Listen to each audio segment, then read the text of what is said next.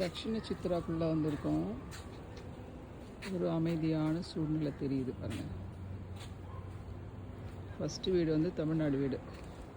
வாங்க போய் பார்க்கலாம். என்ன அட்டகாசமாக இருக்குது பாருங்கள். இந்த மாதிரி நம்ம கொடுத்து வைக்குமா?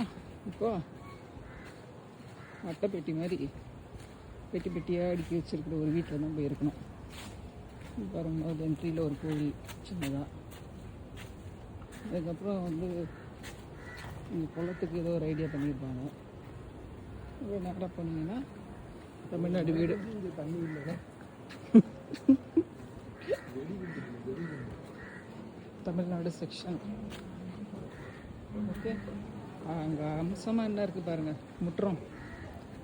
இதுக்கு மேலே எனக்கு ஒரு கண்ணு ஆனால் பாருங்க முடியாது. நமக்கு அந்தளவுக்கு வசதி இல்லை, இடம் இல்லை. செட்டிநாடு வீடு.